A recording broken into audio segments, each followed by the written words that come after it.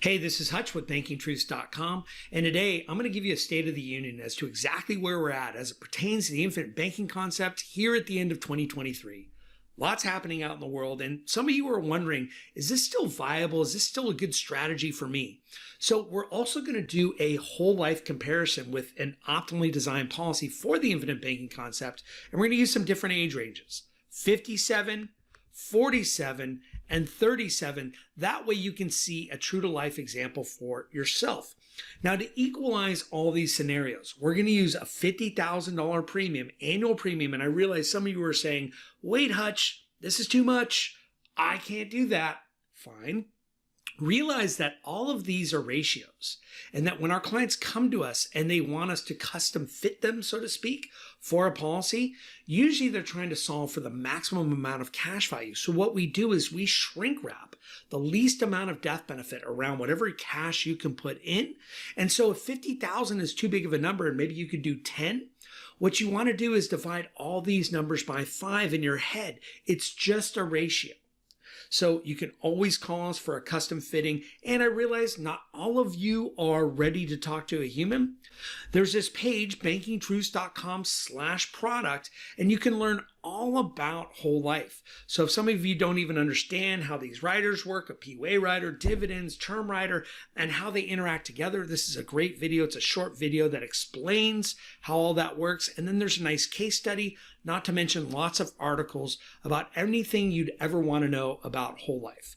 Some of you are also wondering, is this still a good deal? Like, I could get 5% on my savings account, so why would I bother with all this complexity of life insurance? And I made this video specifically to speak to that.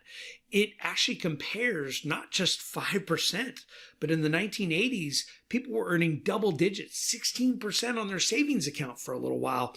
And we actually compare a whole life policy of old to now. And what you'll find is it's still a very good deal, not to mention the way that you can control your tax situation. Anyway, coming back to the analysis, what you can see is that $50,000, we're just going to pay for 7 years. You can see this is cumulative premium, and we're going to end at 7 years paying premiums. Now, you could pay longer, but again, just to equalize all these different companies, we're doing something called the reduced paid up, which is actually an option for any whole life policy. So I know a lot of you are saying, you know, I'm not sure I want to commit to this bill that I have for my whole life. It's in the name. I have to pay for my whole life. No, you don't. It's actually state laws. They offer something called the reduced paid up, to where if you're done, they actually reduce the death benefit at the end of the 7th year. This is year 7. We'll just go over here. Whoops. And you can see that all of the death benefits get smaller. Now, if you want to keep your death benefit, you don't have to do that. You just have to keep paying. And like I said earlier in the conversation, you don't have to pay the maximum of $50,000. Actually, I don't know if I brought this up. For all of these policies, $50,000 a year is the maximum. However, for that maximum, you don't always have to pay the maximum. You can pay the minimum amount, and depending on the age, it's going to be somewhere between 20% to 30% of that maximum. So if we're talking about $50,000, think of your allowable premium like a field goal, right? So 50 is the maximum, and you can pay as little as, call it 10 to 15, and that will depend on your age, health rating, etc. But there is a certain amount of flexibility you have with all these policies. Going back to the chart, or excuse me, the table, whenever you see bold, that means that company is the winner. So you can see that Lafayette Life is the winner when people want the highest, earliest cash. And you can see in this first year, depending on who you choose, there's definitely less than $50,000 and sometimes a lot less. But I also want you to understand, and it's something I always say in my videos, there's no deals in insurance. Everything's priced perfectly. So if you have all this access to early cash, notice at the end of 7 years, all of these companies are ahead of what you put in, right? But then a different one, it happens to be Mass Mutual, is ahead during the, call it the middling years, 8 to 14. And then Penn Mutual pulls ahead from years 14 on. If we pick any given year, though, we're not talking about a major difference. Now, it really depends on what you consider major, but you can see that there's varying degrees of certain policies are designed more for early performance and certain policies are designed more for long-term performance. Now, if I just jump to the 47-year-old, you're seeing a very similar pattern. And this tends to be what we're seeing, that if you want the highest, earliest cash and you need access to almost every single penny all the time, then you're going to want to go with Lafayette Life. Right behind them, almost tied for second and third, is Mass and Guardian. And then coming in last on the early cash value side is the Penn Mutual. Now, if we go 10 years out, what's interesting is you can see all of these policies are neck and neck. You can see Mass is ahead by about not quite a nose, but it's peaking ahead. If we get to year 15, now Penn Mutual's ahead, and then from there on, the gap starts to widen across the board. And when we get out to life expectancy, keep in mind this is a male age 47, 40 years out is 87.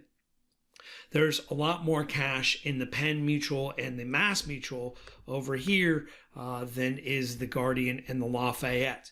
When we look at the death benefit side, and I know a lot of you say, hey, I don't really care about the death benefit. But what you need to remember is that when you're taking loans, whether in retirement or before retirement, the loans are technically against the death benefit. And that's why there's no term. That's why the loans aren't technically due until you die. And when you die, the death benefit pays off the loan. Now, to clarify, they're not going to let you borrow over and above your cash value. If you only have 1.8 million of cash value, they're not going to let you borrow 2.1 million, even though you have that guaranteed accounts receivable on your books in the way of the death benefit. However, it is important to note because most of you aren't going to leave the undertaker with the bill, meaning you may bleed down your policy and take retirement loans and use up a lot of this cash value. There's still going to be death benefit left behind for your heirs, which is important. And so the death benefit does matter. Even though most of you are using this to do empire building during accumulation, whether you build a big real estate empire, or you have enough in retirement account assets, stock portfolio, whatever that looks like, there's going to come a time where the markets are down. And even if you have real estate, you have to do like some kind of big improvement and you're not going to be able to live off your rent. You're going to want to fatten up that golden goose in the way of your whole life policy. Now, this little matrix, should I draw from my life insurance when the market's up and taxes are down? The answer is no. You could draw from your life insurance, but why would you? That's a great time when markets are up and taxes are down to pull from your retirement plans, maybe more aggressively than just doing everything equally and evenly. And we're going to be putting out a lot more content about using whole life for retirement, and I'm really looking forward to you guys checking that out. Conversely, if markets are down and taxes are up, that's a full green light. You want to preserve your portfolio and you want to pull from your whole life insurance. And I made this little graphic. I thought it was pretty cool. Has nothing to do with any kind of foreign army because I heard they don't like it when you use their name, but it's just a cool utility knife. And what we just talked about is keeping your portfolio intact during down markets or cutting out taxes from your highest bracket. So as you pull money out of retirement plans or you have money coming from rents, you're going to inch into these higher, more penal brackets. And Uncle Sam wants a bigger cut the more money you take. Not just more money for taxes, but a bigger cut of those last dollars. And you can avoid those with whole life. And the other thing that's really important that we talked about a little bit that the death benefit helps with is you can allow for greater portfolio consumption rates or withdrawal rates. You've probably heard of the 4% safe withdrawal rates. Well, that's about all you can take. However, you can take much bigger, more aggressive amounts from your whole life if there's a death benefit to go ahead and replace it for your heirs, like a sort of surviving spouse. And again, we're going to show this in future content. So when we come back here to the death benefit, it is important. Let's just jump to this 57-year-old. Again, real similar story. Lafayette with the highest early cash value. If we just look at the year 3, it's ahead slightly of the Guardian and the Mass, significantly with the Penn Mutual, but then the pendulum starts to shift. If we just look at this year 9, the Penn catches up to Lafayette, the Mass and the Guardian inch ahead, and by year 15, the Penn is ahead of the Mass by just a little bit, but the other two by varying amounts. And even when we get out here to life expectancy, you can see that the Penn is ahead in both cash value and death benefit, with the Mass Mutual slightly behind, not that much, and the Guardian and Lafayette behind a little bit more. Again, not so much so, but to a meaningful amount. So it's really up to you to figure out what's most important. And that's something that we can help do on a custom call together, understand what you have to work with, model these policies, and rather than show different ages, figure out the exact cash flows you want to put in, whether it's 50 or 10 or 150, how long maybe you want to put it in more than 7 years, and we can do that. The last thing that's really, really important when we talk about these different companies, they all have different qualitative factors. What I mean by that is certain of these companies allow for more flexibility when it comes to overfunding. Again, in this case, 50,000 was your maximum. But what happens if you can only pay 10 or 15 or 20? Well, with certain companies, it's a use it or lose it privilege. Like if you don't fund your maximum at least once every 3 years, then you lose that privilege entirely, versus some of them are just half of your maximum once every 5 years. And another is, hey, as long as you pay $250 over and above your minimum every year, then you can max fund whenever you want it. Some of them have these chronic illness riders. If you're too sick or hurt to keep working, or you can't take care of yourself, you can tap into the death benefit over and above your cash value. And for some of these companies, that's a free rider, and others, it's a paid rider. And last is a very unique benefit called the Overloan Protection Rider, which is really important because while you're working in empire building, you probably understand by now that you don't want to just borrow money and never pay it back. You want to borrow, pay back, borrow, pay back, borrow. You want to fatten up that golden goose so she'll keep laying golden eggs. Now, in retirement is where people start to draw down on their policy with the thought of, I don't necessarily want to pay this back. I'm going to let the death benefit pay back the loan, which is yet another reason why death benefit matters. But also, you actually have to manage those loans and make sure you don't blow up the policy. Otherwise, when we illustrate very aggressive loans in retirement, which a lot of people want to take, you'll see with some of these companies, you actually have to pay back premiums when you're like 89, 90 years old. And sometimes they're pretty massive. Otherwise, the whole policy blows up and you get a big fat tax bill, which would totally suck. Not many of you are going to want to deal with that. And some of these companies actually have an overloan protection rider to where they'll just stop letting you take income. There's still cash value. There's still a death benefit.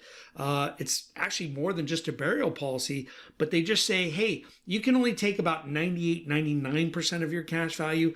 But what we're going to do is we're going to preserve a guaranteed amount to make sure no matter when you die, a death benefit gets paid and the policy won't blow up on you. So a lot of times we're finding this is very important to people.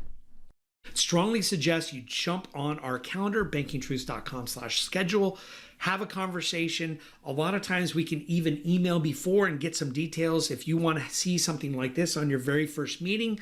If we get enough details ahead of time, we can do that, or we can just have a conversation, answer your questions, and help you figure out, because I realize a lot of you don't know what you don't even know. You're looking to us for guidance. That's what we're good at.